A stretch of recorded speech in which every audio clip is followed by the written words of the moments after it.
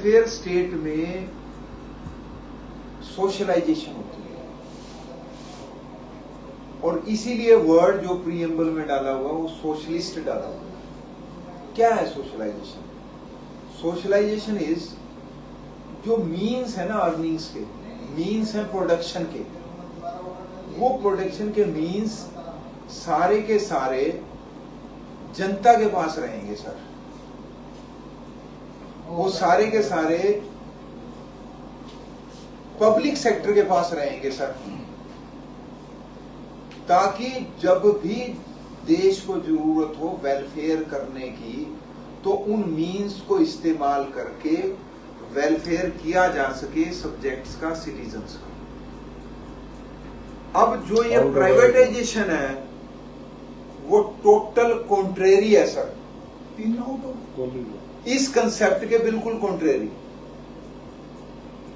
जब संविधान, या तो संविधान बदल दो भाई, जब संविधान में लिख ही दिया कि वेलफेयर स्टेट रहेगी तो रखो ना फिर इसको। और जो प्राइवेटाइजेशन है वो टोटल इसके, इस कंसेप्ट के बिल्कुल अगेंस्ट है।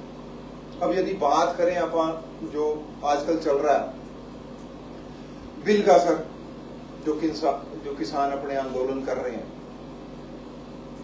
वो सर क्यों कर रहे हैं?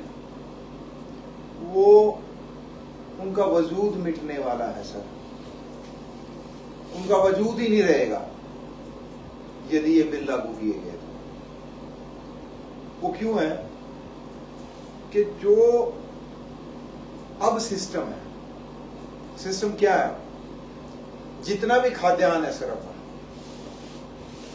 वो एक गवर्नमेंट एजेंसी बनाई हुई है sir, FCI, food corporation of India, वो इसको मैनेज करता है सर। टोटल कितना भंडारण करना है, कितना फ्यूचर के लिए रखना है, कितना इसको सेल करना है, किस रेट में सेल करना है, ये सारा कुछ FCI सर डील करती है। अब उस FCI को कौन भेजता है सर? वो सेंट्रल पूल है एक तरह से। जितनी भी स्टेट गवर्नमेंट एजेंसीज हैं, जैसे हैफेड, नेफेड, कॉन्फेड, जो ये एजेंसीज हैं वो सारा का सारा सर खाद्यान्न खरीदती हैं मंडी से। मंडी से खाद्यान्न खरीद के वो सारा भेजती हैं उस सेंट्रल पूल में FCI के पास। भंडारण का भी वही रखते हैं, सारा कुछ वही रखते हैं कि कितना वेयर हाउसेज होने चाहिए, कितना क्या होना चाहिए। अब ये कंसेप्ट डेमोलिश होने वाला है सर। यदि सारे का सारा खाद्यान्न सिर्फ ये कह दिया जाए कि ये एक प्राइवेट कंपनी है और जोन डिक्लेयर कर दिया कि नॉर्थ इंडिया में या ये 4 स्टेट्स हैं, उन 4 स्टेट्स में ये कंपनी ही खरीदारी किया करेगी सिर्फ। अब उससे होगा क्या? प्राइवेट कंपनी जो है ना सर, मैं हमेशा ये मानता हूं कि वो लाला जी की दुकान है। उसका जो मैनेजिंग डायरेक्टर है वही होली सोली है सर सब कुछ। आज सर जो पेट्रोल की कीमत है ना, वो गवर्नमेंट ऑफ इंडिया डिक्लेयर नहीं कर पाती है। वो पेट्रोल की कीमत जो डिक्लेयर करते हैं वो कंपनीज डिक्लेयर करती हैं सर, क्योंकि उसका प्राइवेटाइजेशन ऑलरेडी हो चुका है। ऐसे ही जब खाद्यान्न तो उन्होंने खरीद लिया सर, जो MSP चाहे डिक्लेयर किया गवर्नमेंट ने, उन्होंने खरीद लिया। मैं मान लिया कि उन्होंने जो है ना MSP पे ही खरीद लिया, परंतु जब बेचने की बारी आएगी जनाब, जब गवर्नमेंट उसके ऊपर रिस्ट्रिक्शन नहीं लगा सकती है कि आप इतने में ही बेचोगे सर। 20 रुपए किलो आटा नहीं बेचेंगे वो लोग। वो लोग चाहे 50 का बेचे चाहे 100 का बेचे। How do you create the condition upon the private company के वो तो कहेगा ठीक है भाई, मैंने सामान खरीदा है, मैंने लाभ में बेचना है। उसका एक ही कंसेप्ट है कि उसको प्रॉफिट कमाना है, उसका वेलफेयर का कंसेप्ट नहीं है सर। वेलफेयर का कंसेप्ट गवर्नमेंट ने देखना है। तो सर खाद्यान्न खरीद लिया जाएगा प्राइवेट कंपनी से। अब सर मुझे ये नहीं समझ में आया कि ये क्यों किया गया। प्राइवेट कंपनी तो आज भी खरीद सकती है खाद्यान्न, उसको रिस्ट्रिक्शन कहां है सर आज? सिर्फ प्राइवेट कंपनी खरीदे सर, ये क्यों? उसको आज भी रिस्ट्रिक्शन नहीं है। यदि कोई एग्रो इंडस्ट्री या प्राइवेट कंपनी खरीदना चाहती है तो खरीद ले, मंडी में जाए खरीद ले।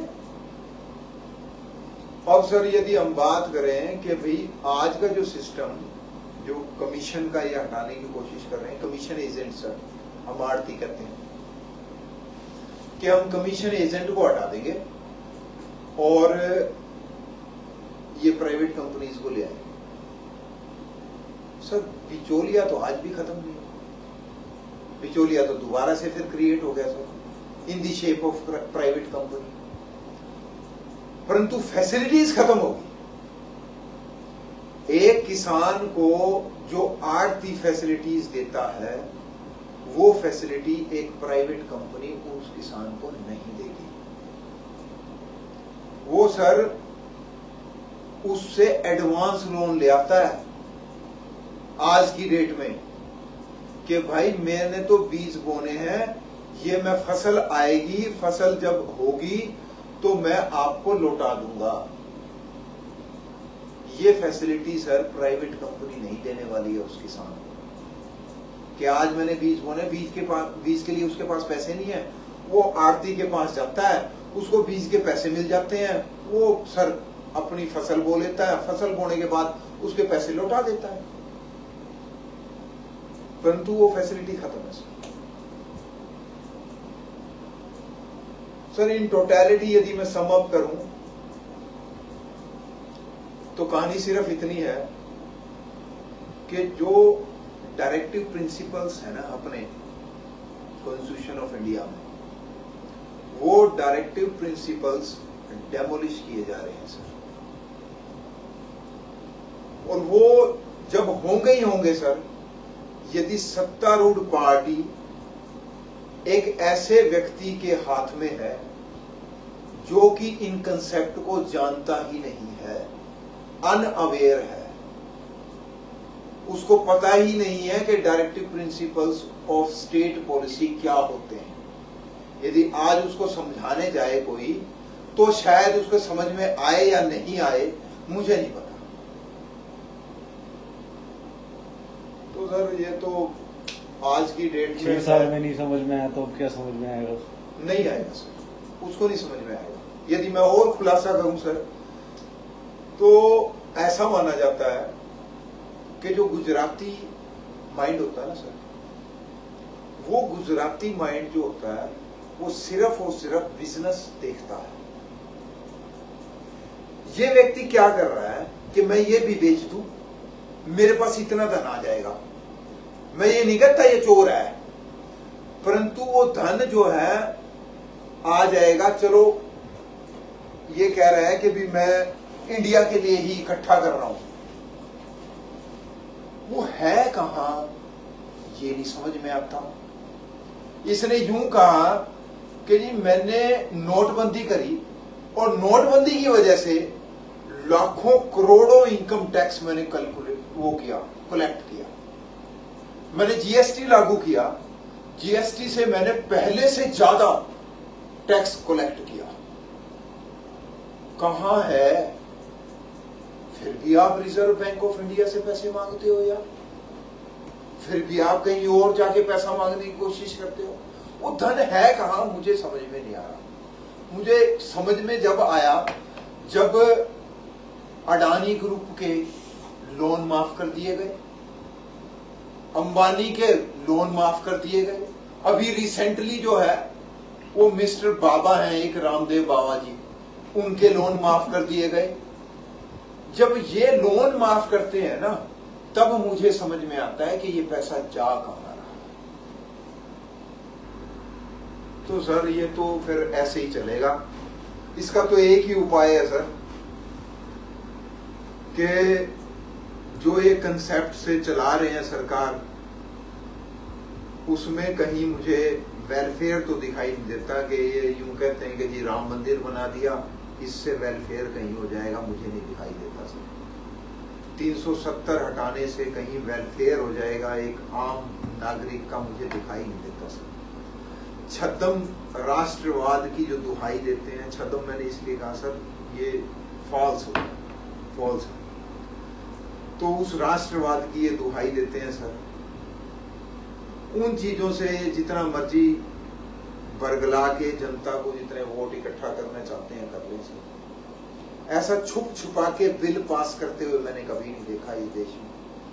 आज ये छुप छुपा के किसी भी तरह की कोई डिस्कशन नहीं करनी और बिल पास करना है, ऐसा मैंने सर पहले देखा नहीं। आज तक मैंने कोई भी नहीं देखा ऐसा होते हुए। तो देखते हैं सर, किसानों की फेवर करें। मैं तो किसानों के साथ खड़ा हूं।